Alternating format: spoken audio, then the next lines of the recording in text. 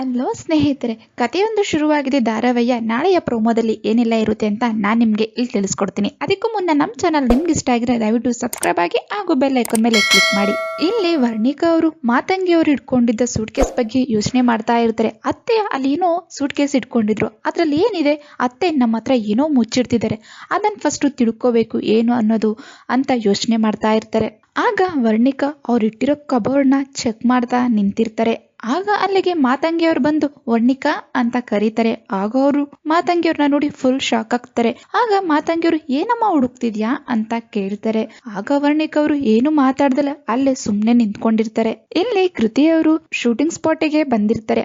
ಆಗ ಅಲ್ಲಿ ಪ್ರೊಡ್ಯೂಸರ್ ಗಳಿಗೆ ಕೇಳ್ತಾರೆ, ನಾನೊಂದು ಫಿಲಮ್ನ ಪ್ರೊಡ್ಯೂಸಿಂಗ್ ಮಾಡ್ತಾ ಇದ್ದೀನಿ, ಅದಕ್ಕೆ ಸ್ವಲ್ಪ ಜೂನಿಯರ್ ಆರ್ಟಿಸ್ಟ್ಗಳ ಫೋಟೋ ಇದ್ರೆ ತೋರಿಸ್ತೀರಾ ಅಂತ ಕೇಳ್ತಾರೆ. ಆಗ ಅವರು ತುಂಬಾ ಜೋರಾಗಿ ನಗಾಡ್ತಾರೆ. ಆಗ ಕೃತಿ ಕೇಳ್ತಾರೆ, ಯಾಕೆ ತರ ನಗ್ತಾ ಇದ್ದೀರಾ ಅಂತ. ಆಗ ಅವರು, ನಿನ್ನ ಯೋಗ್ಯತೆಗೆ ಒಂದು ಸಣ್ಣ ಕಾರ್ ಗತಿ ಇಲ್ಲ ಅಂಥದ್ರಲ್ಲಿ ನೀನು ಫಿಲಮ್ನ ಪ್ರೊಡ್ಯೂಸ್ ಮಾಡ್ತೀಯಾ, ಫಿಲಮ್ ಶೂಟಿಗೆ ಹೇಗೆ ಬರಬೇಕು ಅನ್ನೋದೇ ಗೊತ್ತಿಲ್ಲ ಅಂಥದ್ರಲ್ಲಿ ನಿನಗಿದೆಲ್ಲ ಬೇಕಾ ಅಂತ ಕೇಳ್ತಾರೆ. ಆಗ ಅವರು, ಹೋಗಮ್ಮ ಹೋಗು, ನಿನಗಂತೂ ಫೋಟೋಸ್ ಕೊಡೋಕ್ಕೆ ಆಗಲ್ಲ, ನೀನು ಯಾವ್ದಕ್ಕೆ ಕೇಳ್ತೀಯೋ, ಯಾಕೆ ಕೆಟ್ಟ ದೃಷ್ಟಿ ಇಟ್ಕೊಂಡಿದ್ಯೋ ಅನ್ನೋದು ನಮಗೆ ಗೊತ್ತಿಲ್ಲ, ಸುಮ್ಮನೆ ಹೊರಟೋಗು ಅಂತ ಅವರಿಗೆ ತುಂಬ ಅವ್ರೆ. ಆಗ ಕೃತಿಯರಿಗೆ ತುಂಬ ಬೇಜಾರಾಗತ್ತೆ.